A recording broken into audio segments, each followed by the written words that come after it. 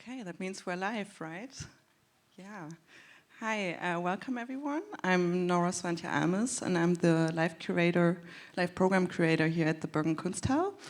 And I have the pleasure to be joined today by Krista Marco-Teigen and Sheila Feruzi Kasim from VUMA, and also Arjuna Neuman and Denise Ferreira da Silva, who's going to join us later after the screening from Canada.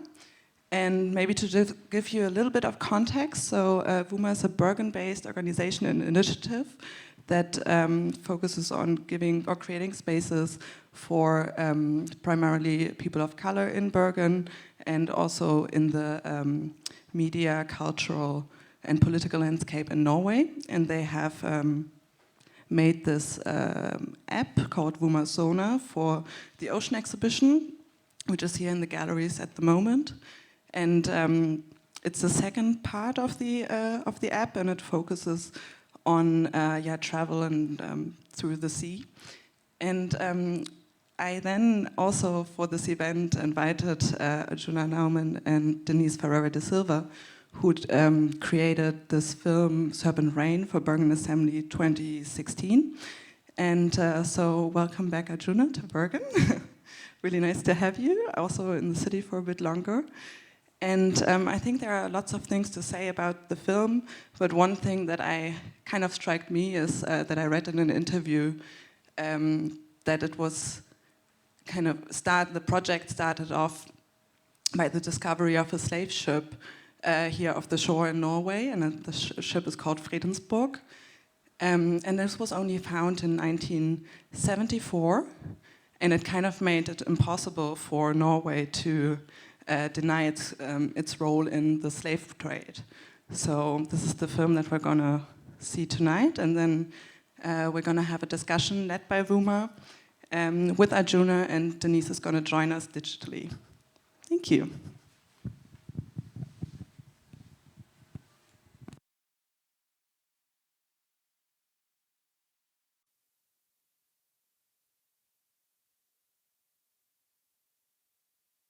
He's referring slave labor back to a different moment in human history.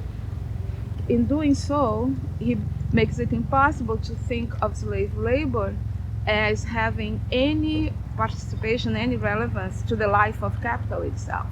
It may have relevance to the pre-life of capital, its primitive accumulation, but not the life of capital.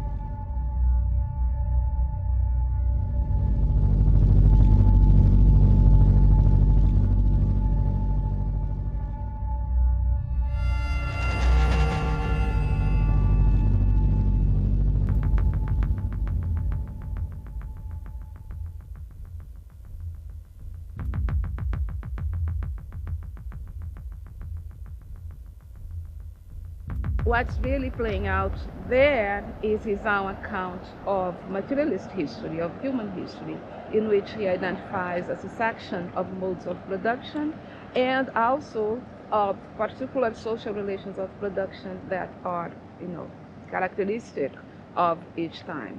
So when he distinguishes these two kinds of labor using those categories, he's also referring slave labor back to a different moment in human history.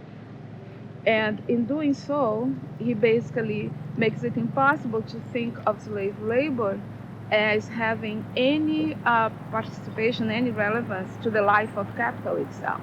It may have relevance to the pre-life of capital, its primitive accumulation, but not the life of capital.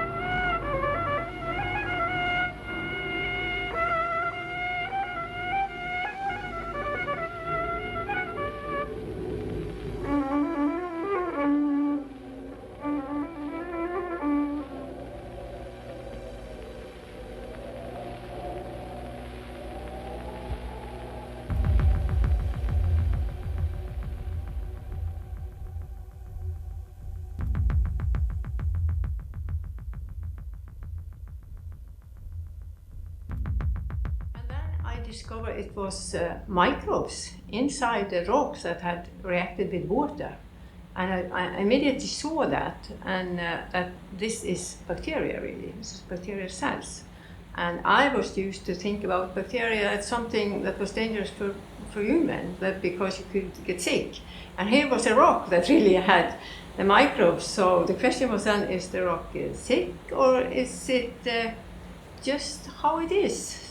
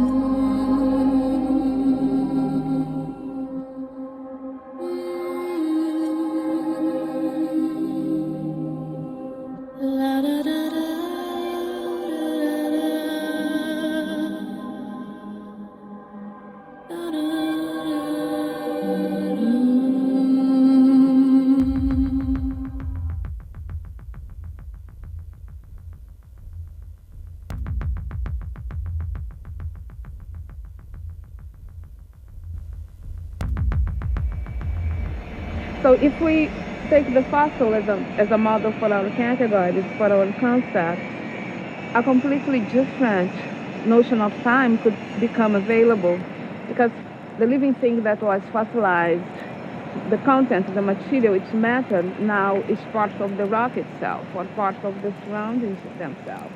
So even though the fossil is an inscription of time, is a graphing of something that happened in the past, it is also a reminder that that which has happened has not gone away. So in the same way we think of slavery as something that happened in the past. It did happen in the past. But then at the same time, the products of slave labor, they remain in our lives, in our institutions.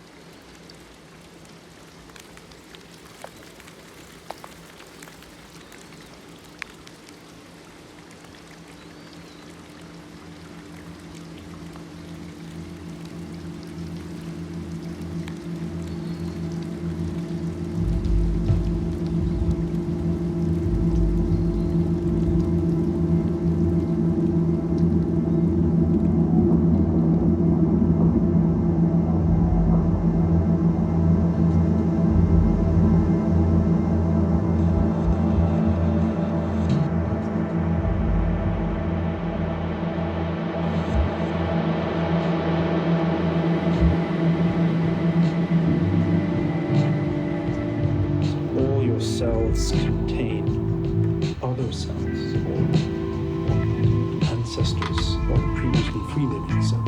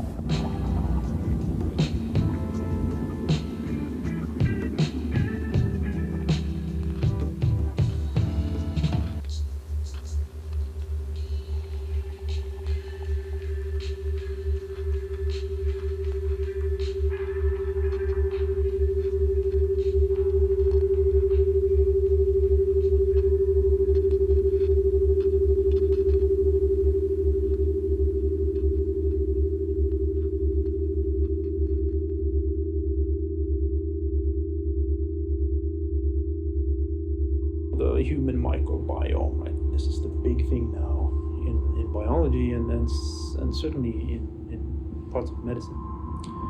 Because when something goes wrong and you become sick, is it you? Or is it the rainforest that lives on you?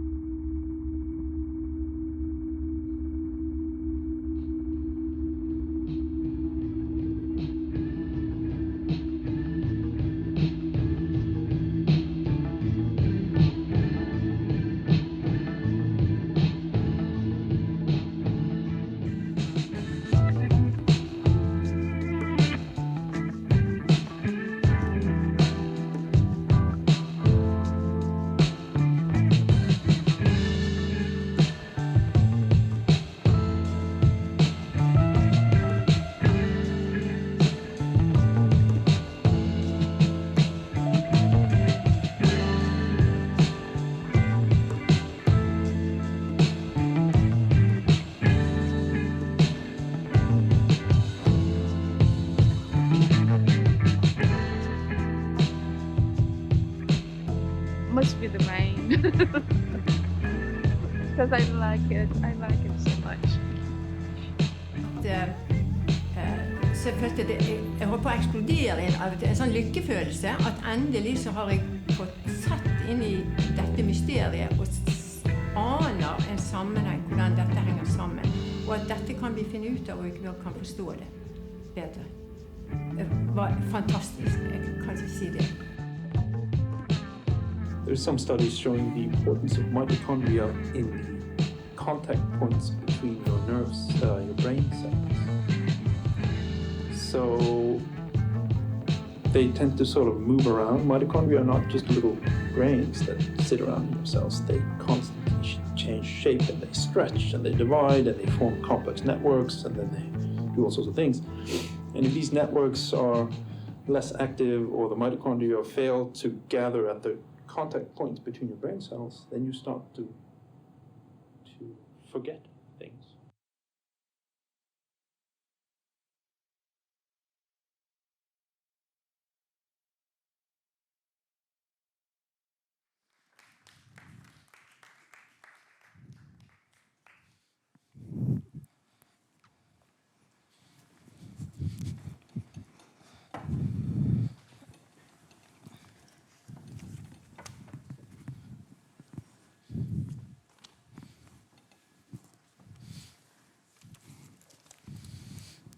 We'll just wait for Denise to join us.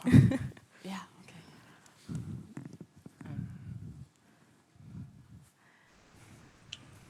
Now, where's Denise seats? Hello? Can you hear us? Just to say thanks to Nora and Kunsthall for bringing the film back and bringing us back. It's very nice to see it in Bergen after, I guess, 5 years. So thanks. And to VUMA also for joining us. Yeah. Super nice. Nice to have you here, and nice to be able to spend a little time with you and talk about the film with you too. It's really cool. Especially, I mean, this film was made in 2016. No, your mic's just go about it. Yeah. Is it good? You fix it? Here you go. Sorry, terribly uncool. Oh, he's gonna fix it for me. But before we should begin, I mean, thank you all for coming. My name is Sheila. Krista. And Arjuna. And Denise is on the screen. Denise. So we are just going to talk about the film and ask you some questions. We actually think we could probably talk about all of the questions related to the film for a few days, so we'll just have to pick and choose or see where it goes. Sheila, do you want to start us off, or? Yeah, sure. So first of all, I'll just say that we're part of the Oceans exhibition with VUMA projects, VUMA Suna. And VUMA Suna, it's kind of it's an app telling stories on it's geolocated audio, so you have to be in specific locations to experience the stories. And our second rendition kind of touches upon Bergen's history in relation to travel and kind of the influences that have come to Bergen and gone out of Bergen through the oceans. And so it's quite interesting to kind of be here with you, Arjuna, to discuss this film in relation to the slave ship the slave ship sparked this whole film and the whole journey between you and Denise. So it'll be quite interesting to kind of start a little bit and talk about each of you and how this whole project started. Yeah, maybe you guys can tell us about sort of the inception and how you guys got linked together and how the film was sort of born. Sure. Do you want to go, Denise? Yes, I can start. So thank you, Krista and Sheila and Nora, for the invitation to be part of the conversation. I wished I could join Arjuna back in Bergen, where we met in person for the first time and worked on the film. So the film was a commission by Stefano Harney for the Bergen Assembly in 2016, and that assembly was curated by Free Thought, which is a group of a collaborative curatorial experiment of which Stefano is part. But I think he commissioned something by us for the shipping and the shipped exhibition as part of the assembly. And there was at least one more piece in that, or two more pieces. But anyways, go ahead, Arjuna. Oh, there was two, Ranjit's piece and Fred and Wusang's piece. Yeah. The other two pieces. And then, so it was an email introduction. So Stefano had mentioned Arjuna to me, saying, like, before the commission, saying that he had met Arjuna and seen the work and thought that was amazing, and then maybe one day we could do something together. And then I think a couple of months or 3 months later, he asked me if I would be interested in being part of the exhibition for the Bergen Assembly. And the idea was to do something around the slave ship that was found off the coast of Denmark, and that he would pair Arjuna and I, and then we would meet, and then we would, Arjuna was going to, the film would be somehow about my ideas and the ship. So that's how we met. We spent, I don't know, maybe 3 hours on Skype. Yeah, let's see. Stefano, like I was telling before, he gave very little curatorial prompt. He was like, film Denise in the shipyard over here. And that was the very extensive curatorial proposition that we had to follow. And I think I was in Berlin at the time, and Denise was in Vancouver, at least before we met here. And we Skyped, and it was late, and we Skyped for a few hours, and then continued the conversation. And then we, when we got here, we started and we tried filming in the shipyard, as you can see at the end of the film. Yeah. Or there's a recording. The last recording of Denise was actually from the first time we filmed here together. The rest sort of unfolded through, I think, 2 or 3 later trips to Bergen. And we started off trying quite a traditional documentary with Denise talking on camera and in this talking head style. And we found it wasn't really working for us, and so we sort of went back and started to rethink it in a way that made more sense. And yeah, this is where we ended up. Yeah. Yeah. No, I was just going to say that as we saw that the documentary and the interviewing, the talking head thing wasn't working, we started thinking about doing a film that was not so much about, but actually it was some kind of experiment in the ideas. And that's how Serpent Rain became a film without time, or something that Arjuna can explain. Yeah. No, that's perfect. I was just going to ask, how did you go from documentary style to something that's very abstract and poetic and film essay kind of genre? So perfect, Denise. Yeah, I think part of the early stages of the collaboration was just exchanging essays and artworks that we liked and our own work, and just this kind of the usual way. I mean, we didn't know each other's work previously, so there was a lot of getting to know. And there's one text, I forget the title, but it's the poetics text that I really connected with, and I was like, let's read this closely, or let's sort of use this as one of our starting points, and then kind of enact it in some way, or try to I don't know, just work with that text and see what it comes up with, see what we come up with as images.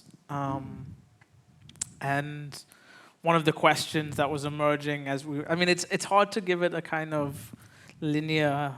That wasn't linear. It wasn't linear. Some ideas were there already, but then some came late. I don't know. It's also 5-6 years ago. But one of the early questions was how to make a film without time, and I think we were thinking about time a lot because of the way slave labor is timeless, as we sort of explain in the film, and then we want to think about what kind of human might be timeless, or what aspect of the human could be timeless. So it's sort of using the film to think through some of these speculations, poetic speculations. Yeah, so the 2 pieces actually were the Black feminist poetics, that were Black feminist poetics in the Black Scholar, and then Unpayable Debt.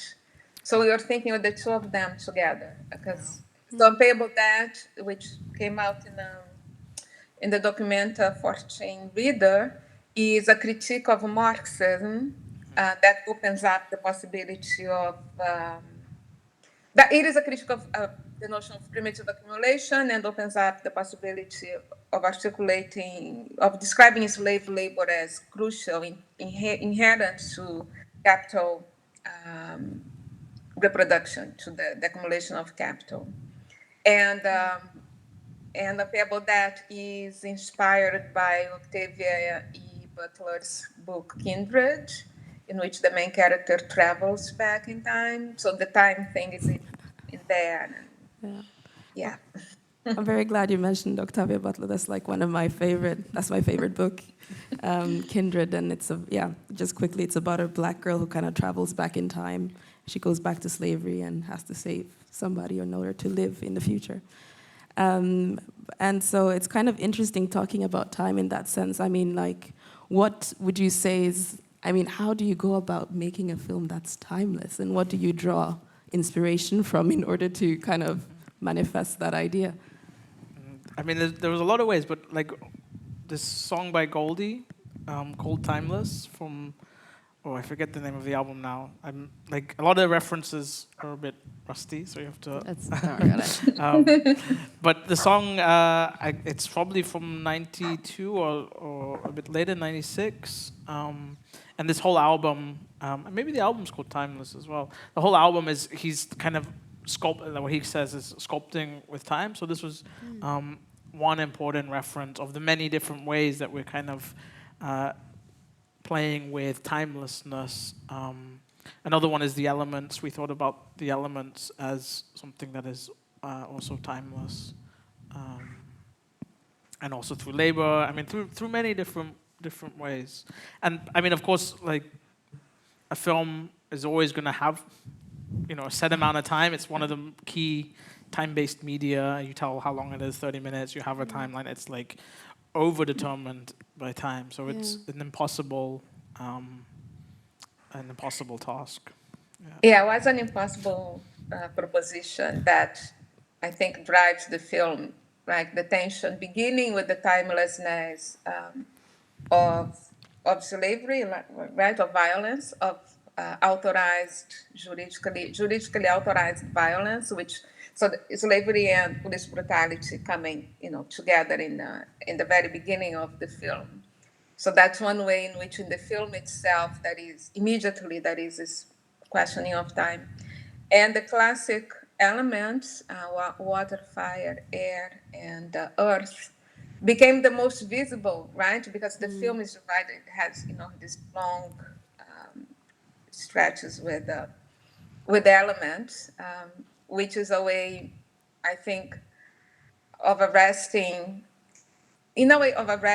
time, but also making people aware of time, of that time during which nothing happens, right? But then lots of things are happening in the images when you pay attention to it. I think that was the most explicit way in which the film comments on its own limitations, right? And then we use the film to make that comment without saying it, just doing it. I remember we were at the Terminus Hotel and then watching the long stretches, and I'm like, I can't stand it. It's too long. People will hate us. They will hate us. But that's what that's the point. Yeah. I mean, it tests the limit of patience. I mean, there's a whole history of these kind of long durational shots, but like, I don't know, the more attached to our smartphones we get, the more difficult it is just to like, I mean, they're not that long. They're maybe a minute, 10 seconds, but like, I don't know. There's a certain test, and it's like finding that balance of like watching it and then the music comes in, sort of attention and release. Yeah. There's a bit of an anticipation, and I find watching like an artist film, and you're kind of like you're thinking and you're reflecting on yourself, and you're like, all right, what am I supposed to be thinking now? And I mean, it's you said it now. It's like it makes you really aware of the time passing, but it's an interesting tool to use. It does a lot of things actually.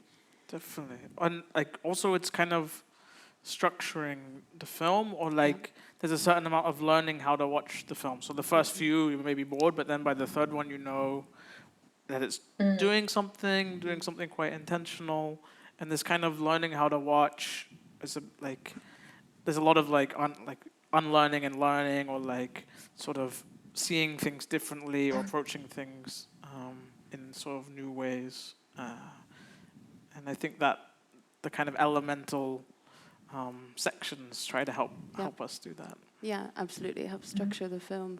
But I also find like the text is quite like it kind of guides you in how to experience the film in terms of like at times it poses questions, and then like in the beginning with like the acrid smells bite you. I mean, it kind of is very evocative, and so it becomes very like you experience it physically also in terms of sound and the visuals. And so I also like that you kind of, when something is being said, there's like a black screen, and that kind of takes the focus for a moment. But like in terms of sound and structuring the whole movie, how was that process? And I'm also thinking about like the music you were mentioning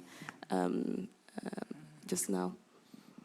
I mean, we wrote the text at the Terminus Hotel, and I think in one sitting, maybe, or in two, maybe once. One.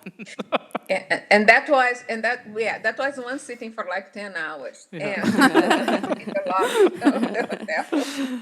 Wasn't like 20 minutes. No. And that was another challenge. That was a challenge to me. I think the time was my challenge to Arjuna more so. And then how many characters could we use? 17? Yeah, not many. Right? Like just I forget the number. Yeah, but they have to say things with like 17 characters or 34 characters. And I'm like, I can't say these in less than 3,000 words. yeah, this was fun. So to play with. that was a learning. That was a nice learning moment.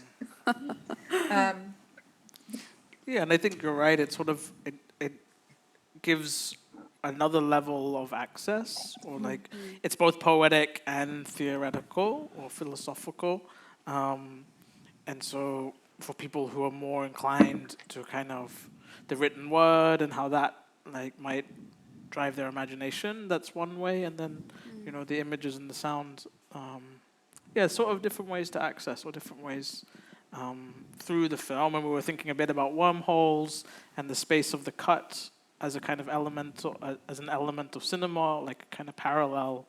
The cut is like a classical element. It's in every film. It's key to cinema. So we were thinking about that space and what it means to occupy that space and speak from within that space, which is a kind of timeless space as well. The time of the timelessness of the cut. Mm-hmm. Yeah. But then how was it kind of working with this film in Bergen? I mean, working with like Norwegian history in the context of slavery. Did you guys kind of come up any, interesting discoveries along, trying to have this discussion? Yeah, I mean, I think the Bergen slave or the Norwegian slave history was super important, one of the starting points and something that we kept coming back to, but also the Norwegian landscape, which like being here and seeing the film, it's really nice for me to see that that connection, and of course the kind of the infrastructure that that we were saying before is hidden, the oil infrastructure, which is so present in the wealth of Norway, but then so hidden in many ways. And we were kind of like connecting these different histories, thinking about slavery as a mode of extraction, and then thinking about the kind of what the guide at Mongstad says, the kind of biological, chemical, and this decomposition of matter. So yeah, like experiencing these different moments, the kind of discovery of the slave ship, the oil refinery, and then seeing them kind of, how they're entangled and how they're kind of continuous and Yeah, and I think that's a lesson, something we've learned there that we took to the other films, which is precisely the lack of course, we emphasize discontinuities because it's important not to see everything as the same all the time. But in other moments, right, we look at extraction, thinking in terms of the extraction of persons from the African continent, and then extraction of petroleum, from the bowels of the earth. But then at the same time, you think that the extraction that takes place in Norway, as in Canada, it takes place on indigenous land. And so we can connect those two moments of extraction, right? One that 400 some years ago, extraction of persons and the expropriation of land in the Americas. But we can, connect through a wormhole, like the film, the extraction of oil on indigenous land in Norway with Norway's participation in the extraction of persons. Right, so those connections, which are very difficult to make, right? It takes a library to make them. With the film, you can, right? You can present them in a way that people can feel it, if not understand fully, but have some literally feeling for it. Yeah, totally. We talked about this a little bit before, but the kind of how the film meets different audiences, right? And you're talking now about how you feel this connection between the two different types of extraction. And I mean, I wonder how communicative did you intend the film to be, and how important were the texts, for example, to the film when you were presenting it in the exhibition? And like, what audiences did you have in mind? I mean, I think, like Denise was saying, it's the kind of histories of slavery and the kind of anti-colonial or decolonial discourse and the kind of environmental justice discourse or movements. They're quite separate. I mean, more recently, in the past 5 years, we're seeing a lot more overlap. But at least when we were making this film, it wasn't such a like well spoken about topic. But it's something I think we both felt very importantly, and I don't think we had written or like, you know, I don't think it was super conscious of bringing these two things together. I think the specificity of Bergen and the exhibition being about infrastructure, and then, you know, our different interests. I don't know, somehow that kind of all came together in the way it does in the film, but it wasn't so articulated, but it was a feeling that we had, and I think it's a feeling that a lot of people have had, and that's why it's like, you know, very like common in discourse and common in the news and in the media. I think we wanted to communicate that intuition or that feeling that these things need to be considered together because I don't know, they're the most pressing issues of this moment. Yeah. Yeah, we don't. I usually don't think so much about the audience. I think everybody is interested in some, you know, or should be. But that also maybe because I'm a teacher, right? So I can never lose being a teacher, kind of. But not a teacher in the sense, oh, I'm teaching, imposing, but just assuming that, okay, people are not paying attention to it. So maybe they could, you know, why not? But even then, we didn't ever have a conversation about, okay, this is for, so we should do this because we would like to, you know, call attention of those people. It's more about what we're talking about than who, you know, who are going to get that.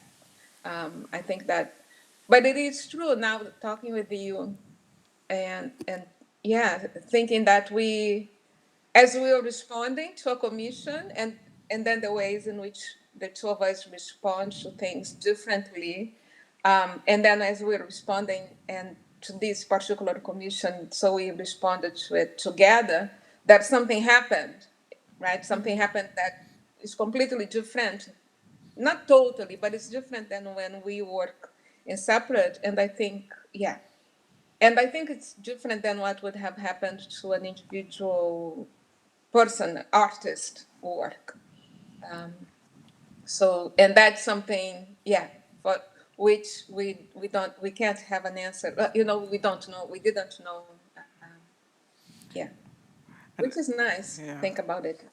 I don't think we discussed audience, but we did speak about embodied experience and wanting the work to be performative rather than didactic. I mean, we spoke about the aesthetics a lot and how it, you know, how it will be in its form and things, not so explicitly being with an audience in mind. So now we could talk. You could talk about the acoustics, Arjuna, the sound, because we skipped the sound.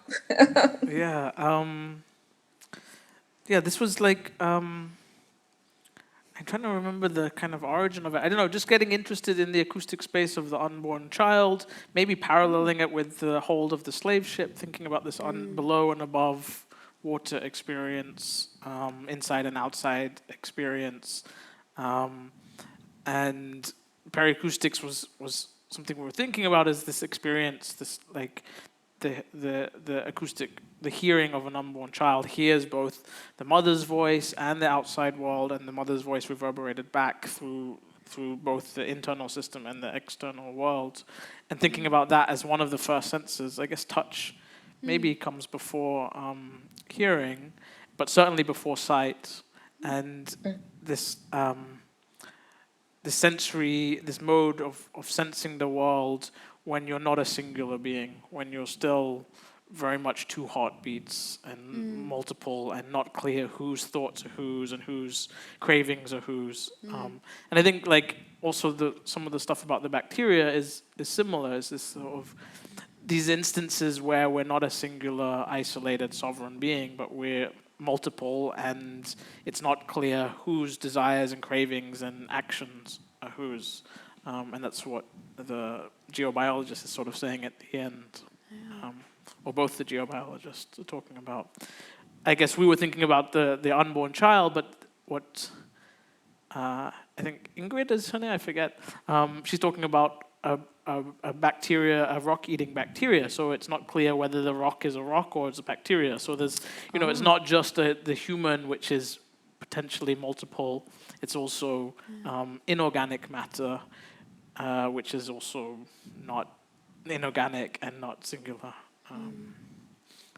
And so how does that relate to sort of you talking about multiplicity and the sort of inseparableness of these different things? And is that sort of a comment on how intertwined the environmental impact of extraction and also the sort of human impact of extraction? Could you maybe comment on like how those two things link?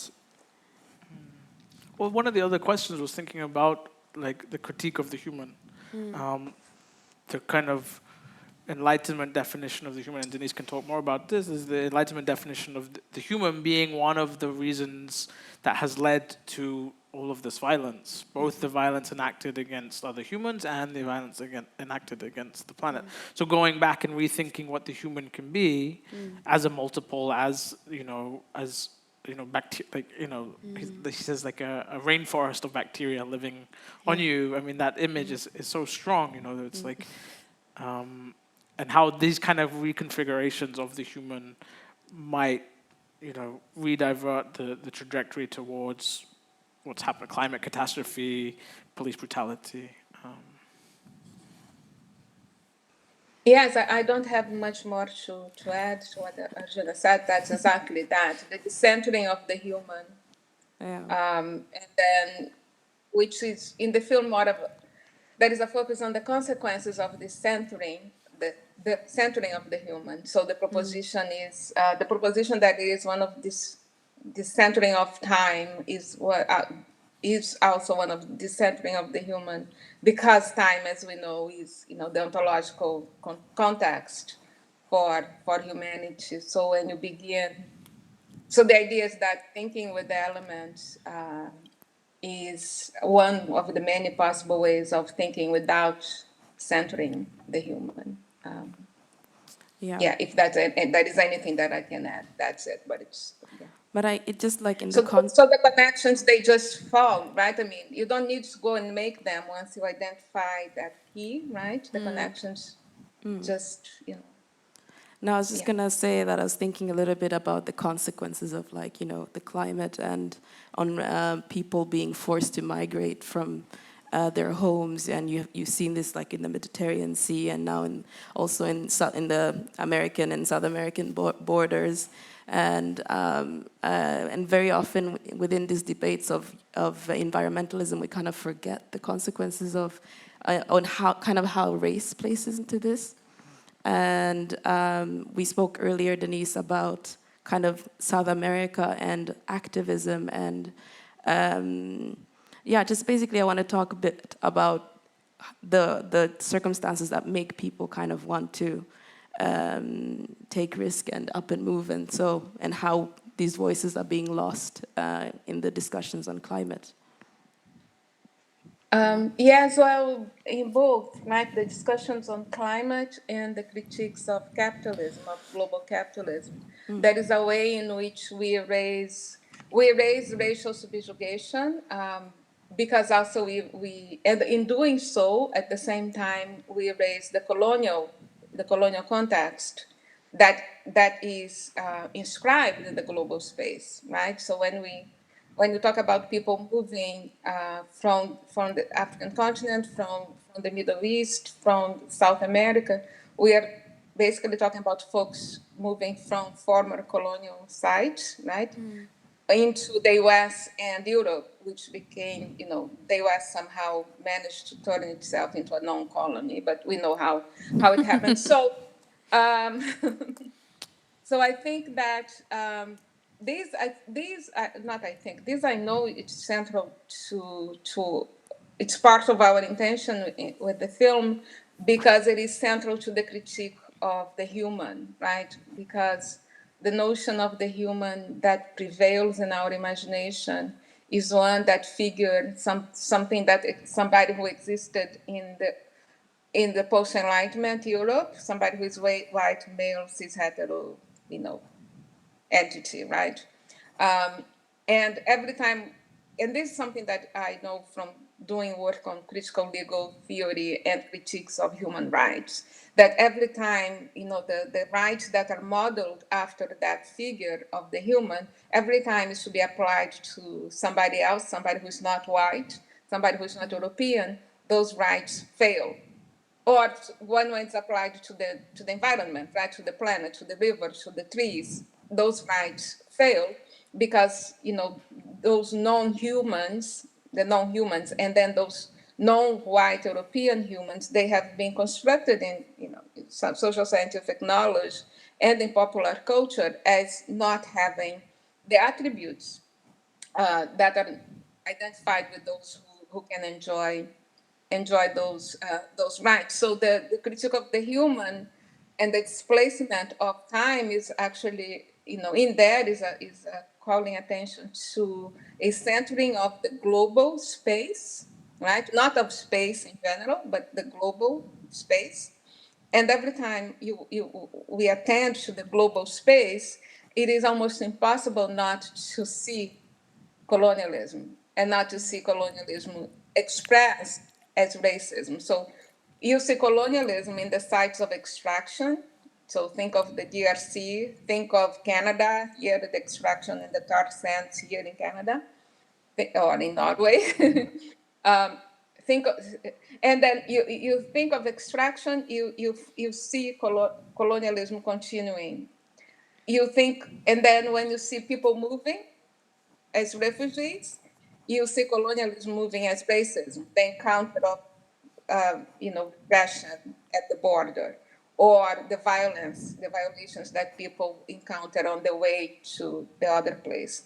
And that's something that it's already there. You displace time, you displace the human, and you pay attention to the global context. It is almost impossible not to see it.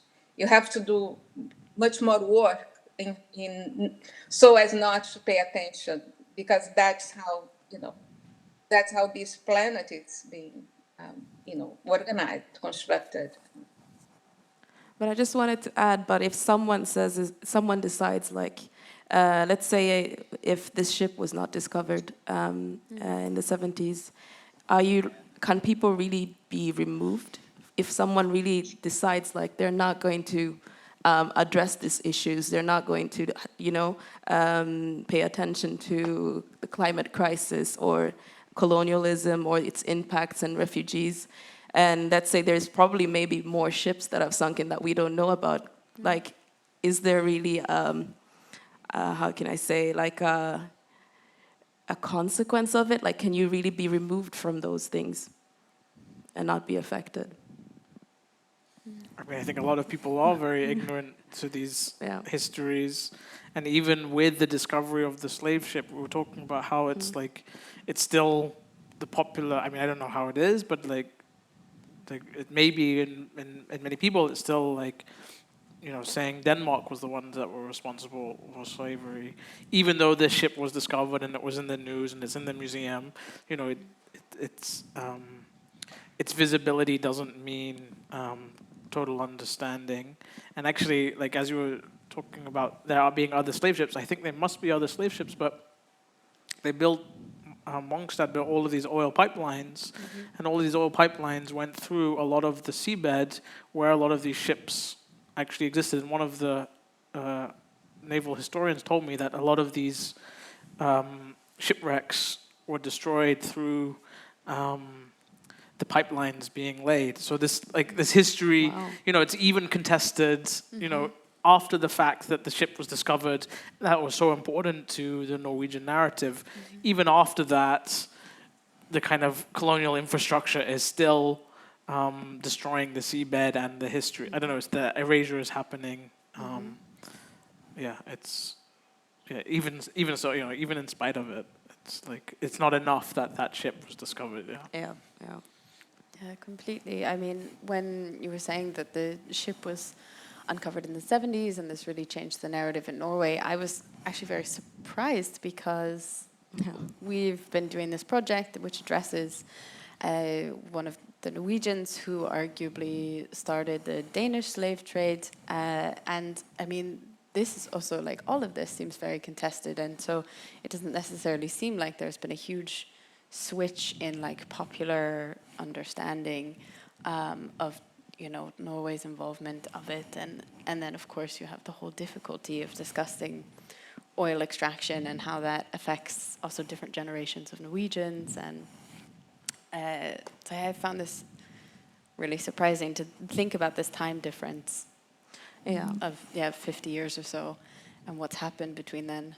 No, but also since the film was made and shown, we've had huge protests in Bergen with the Black Lives Matter, and it's kind of signaling a shift, and we're having this conversation here again, and so it's still quite relevant, but then it's also interesting that the shift is happening now, and why it had to be in relation to George Floyd, for example. But then I'm just thinking about sort of activism and its journey now, and having this discussion that with Norwegian history, that it's kind of there's still challenges in terms of having this discussion. But also, you're gonna say something? Yes, no, I was just thinking about about history, and that's something that we discuss in the film, and we try to find a different way of talking about it. So, because when you ask the question from the point of view of history, of whether there's a previous involvement or in terms of the unfolding, right, there was an involvement, and then how things are, it's always easy to say that was a long time ago, right? And it was a long time ago, period, that's it. Or it was a long time ago and we have evolved. And so, you can think of Norway or Europe involved in colonial racial subjugation, so history will always do that to us. Right, and then in the meantime, between those two, there is also the explanation. Oh well, it was a long time ago, and they like the descendants of slaves, or the indigenous people who are still here, they have not changed. They have not caught up with the times. They have not evolved like us. So it's their fault. It's their responsibility, the fact that they remain, economically possessed, that they, have to flee those spaces.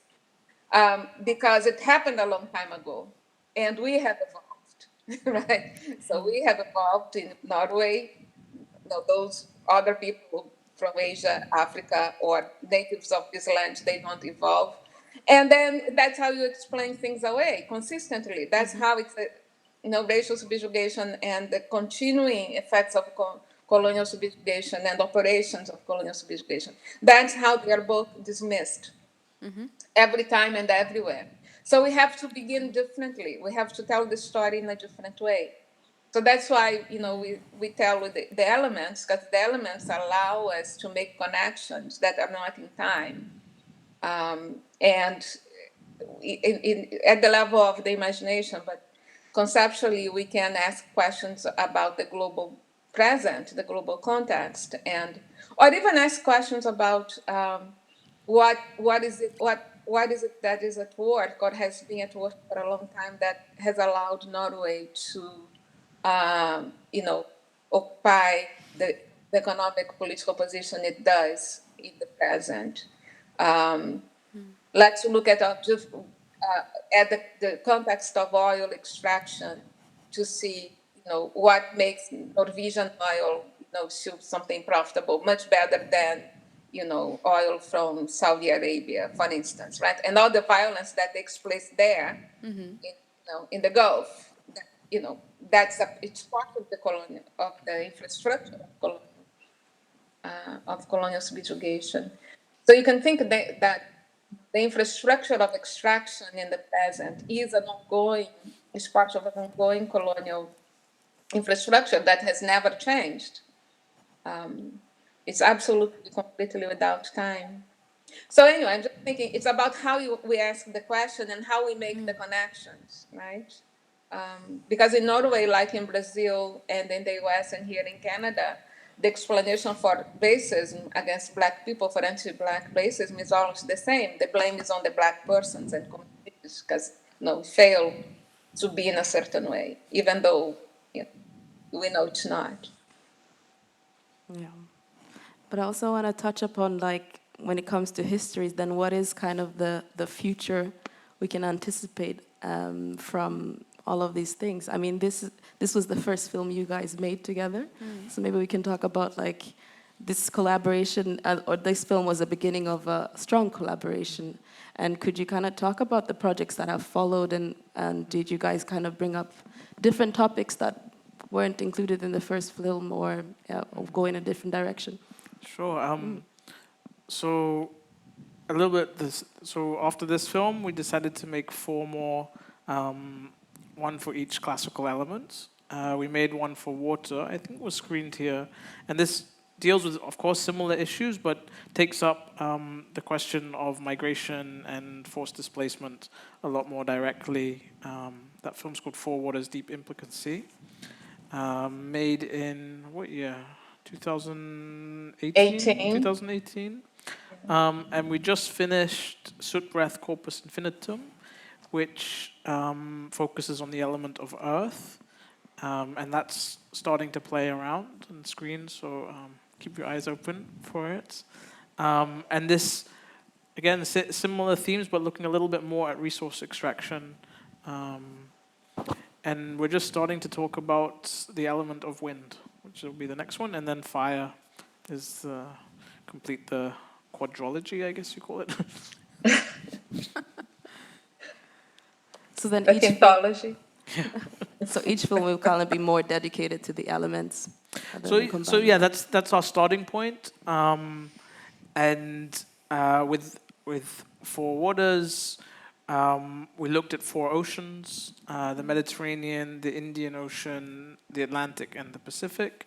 And we looked at various islands within this, and the flows of people and goods across these seas and oceans, both in the present, like in 2016 at the end, or like, in the end of the height of the refugee crisis, but also early man's migration from Africa across the Indian Ocean down to the north coast of Australia. So, like, thinking not in linear time, but like thinking in terms of migration and the kind of temporality or non-temporality of the way elements transition from liquid to solid, solid to gas.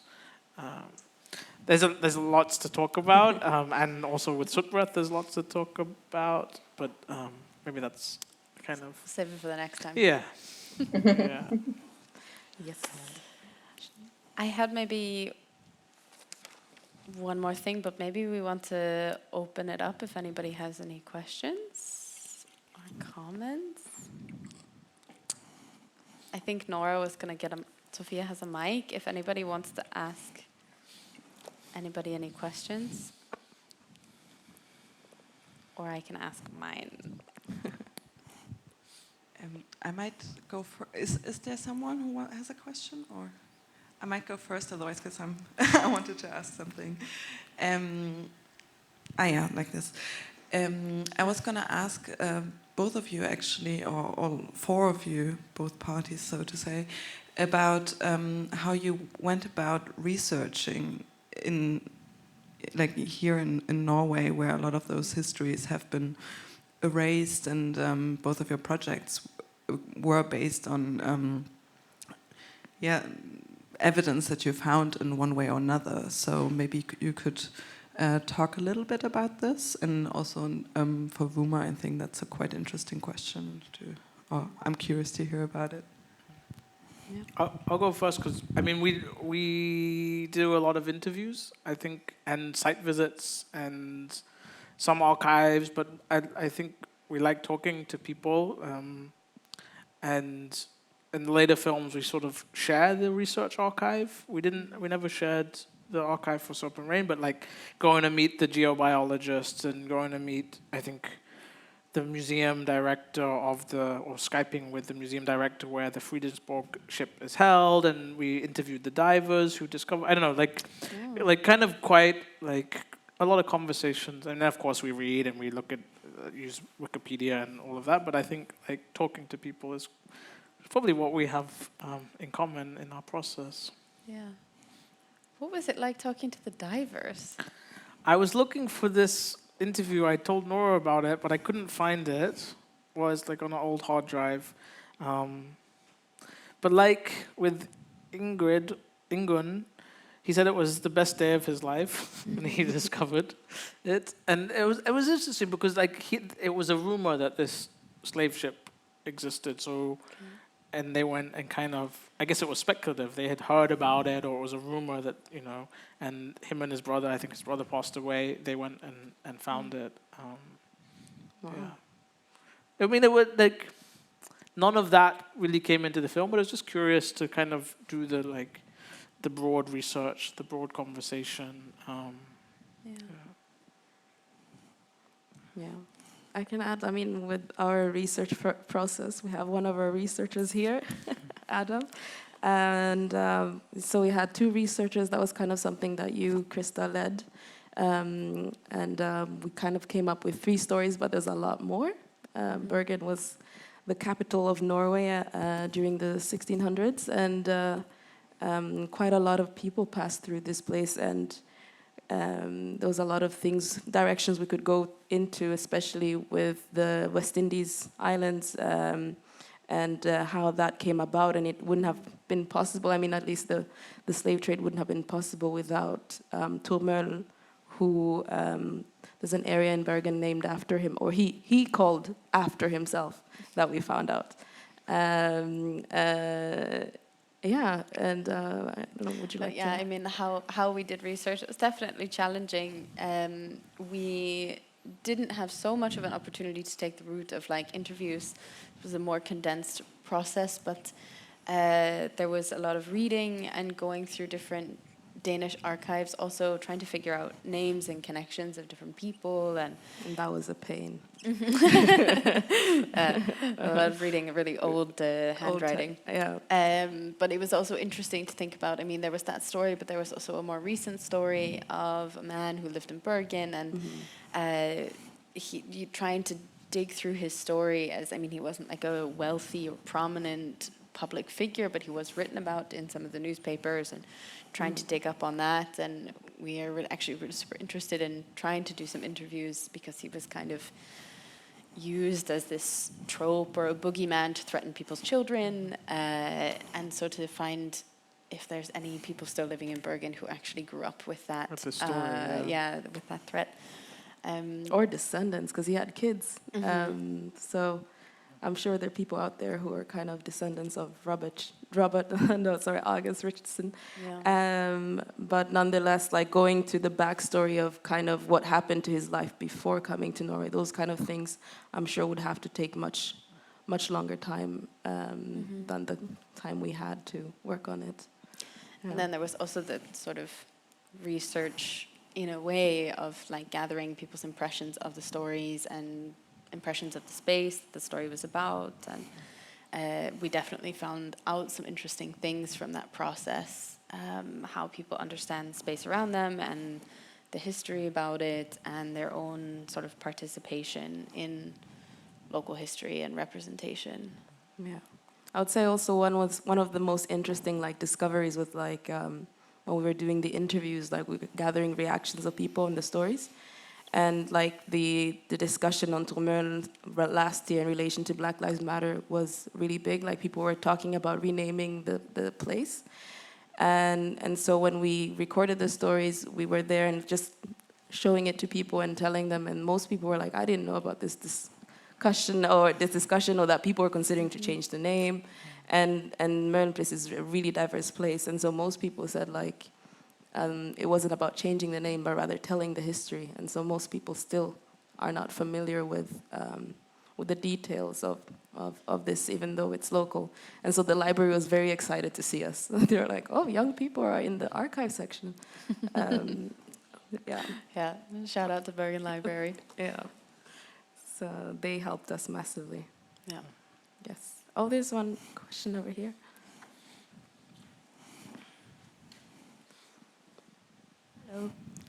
Hello. Hello. I'm just wondering why you have this focus on geobiology, and because I saw at the end there were, I think, 2 geobiologists talking, and I don't know if I'm the only one, but I also don't really have a good impression about geobiology, so I would just like to hear a bit about that.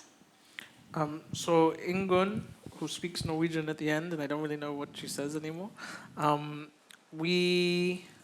I don't even remember how we ended up at the geobiology department. But I mean, I think we were looking at, mining, and the geology department is heavily funded by the oil industry. So I guess we were thinking about the kind of the scientific counterpart to that. But somehow we went next door to the geobiology department, and Ingunn, she was one of the kind of first geobiologists. I think she was a geologist by training, but she was sharing a laboratory in her graduate days, and she was looking at a rock and in the microscope, and she was like, the rock is moving, I don't understand, as a geologist. And then she asked one of her lab mates to come over, and they identified it as a bacteria. And so in the Norwegian context, that's when geobiology was started. It's a relatively new discipline. I think it was interesting for us. I mean, they're an interesting group because they're working across disciplines.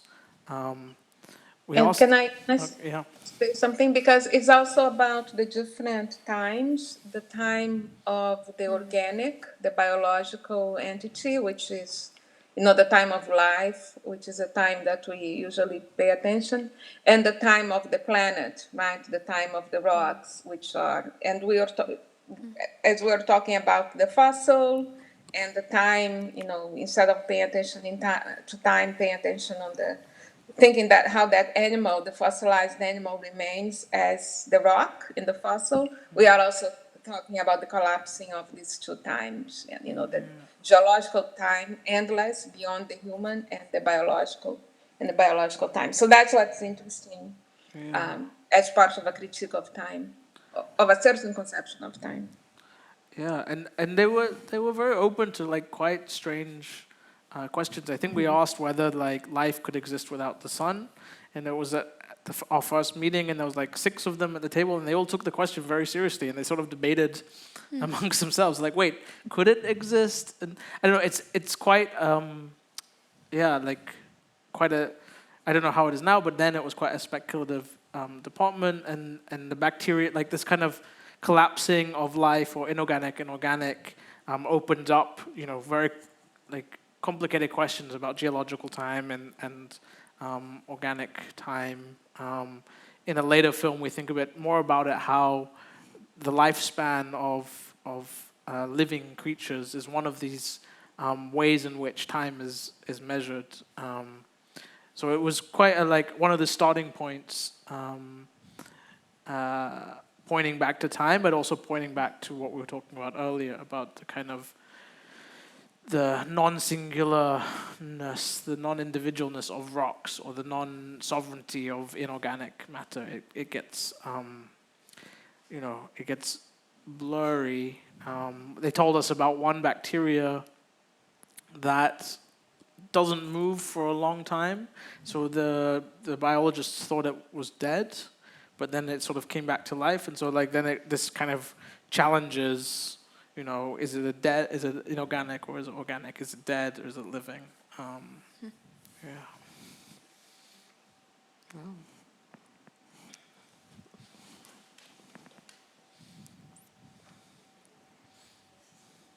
Okay.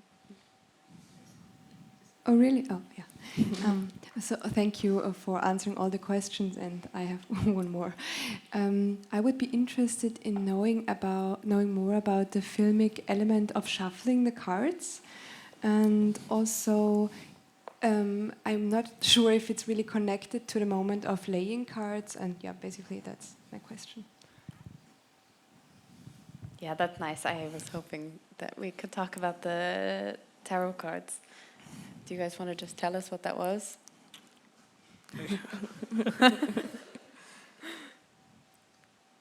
Oh, you want to go ahead? There's no sound, sorry. We've dropped the sound. There's no sound. Denise. Yes, okay. I forgot. I killed the sound. I can say something, and then Arjuna can say more about, the film, how it plays in the film. We were out in the bay, and we did a reading for the ship. Stefano Harney was the person through whom the tarot reading was done, and it was a Celtic cross, which you'll see at the end. But then we decided not to show the actual reading, and so you have those images. But then the shuffling does something, and that was also subject of debates. I think because I didn't want to have much of the actual reading out there. Yeah. So, but then it became. Now you go ahead, Arjun. You can say what became of it. I think all artists should do tarot readings with their curators. I think this should be like a new institutional standard. Shift the relationship a bit. Yeah. Oh my gosh. And it was great. We took a boat out and we're out on the water, and we did it in this kind of noisy boat. And the reading was really good. I don't know why we didn't put it in. I think it was maybe tonally didn't make sense. But we have some of there's some moments of it, and of course it informs the film, even though we don't put those images and that in. But the experience of it, the conversation, and quite a lot. If I remember correctly, quite a lot what came up was that this history happened, but the history didn't fully resolve, or this kind of moment of the history rising up and kind of a shifting the narrative that wasn't enough, or didn't fulfill the kind of expectations that moment had. The shuffling was the shuffling before laying the cards. There's something I don't really want to explain it actually, but I think there's something like shuffling, this kind of non-linearity. I don't know. I don't want to the beat that goes over it is Drexia. I forget which song, but Drexia is this techno duo who reimagined a world under the water, and so I think maybe just leave that reference as.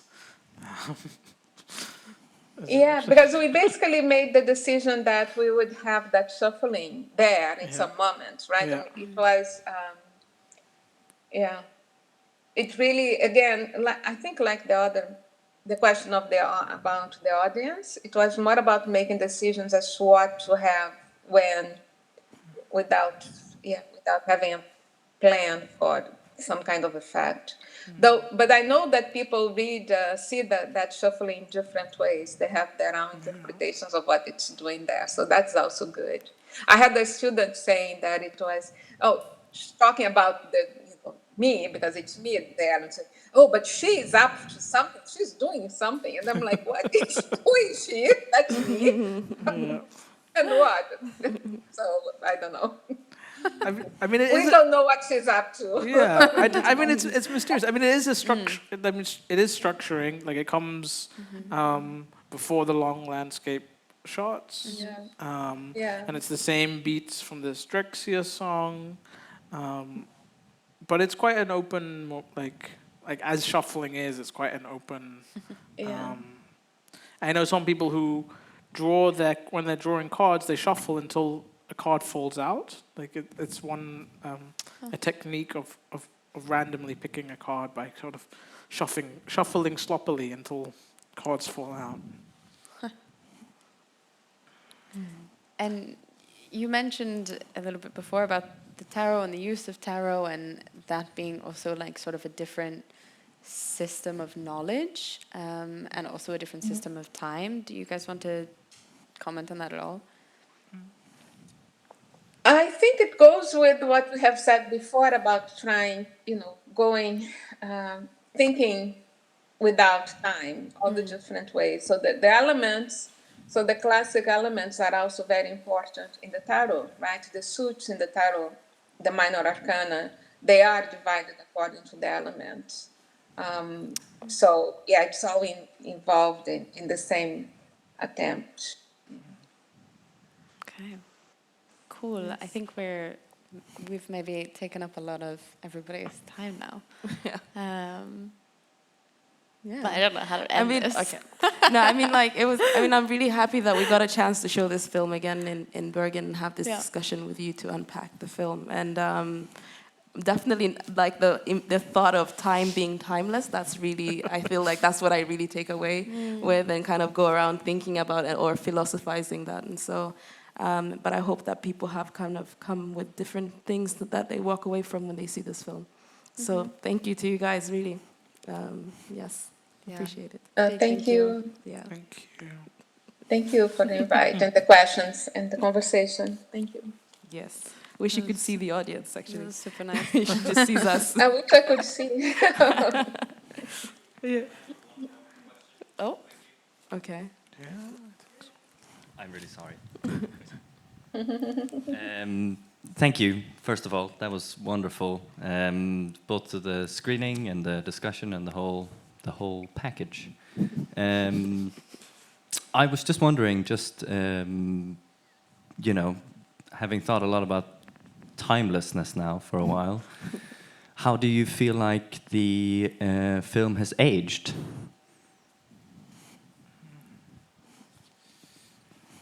Yeah. I think it's like it's aging well. Like it's playing a lot still.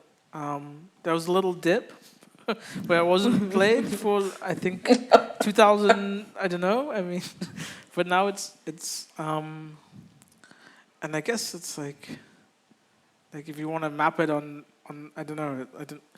But I think it's aging well. I think it's yeah. I think so. I think also people who see the other Four Waters, they become interested in Serpent Rain, and now with the new one, the same thing, because they kind of come together, right? Yeah. As commentary on similar things. So I don't know, once we finish the Fire film, what will be like. Maybe the planet will be engulfed in knowing all the time. It's getting worse and worse. Yeah. So it's all, time will just become, whatever. Who cares? No, I don't know. Unfortunately, right? There is more and more to talk about in the film about climate and the need for displacing the human. So the films are relevant, I think, in that sense.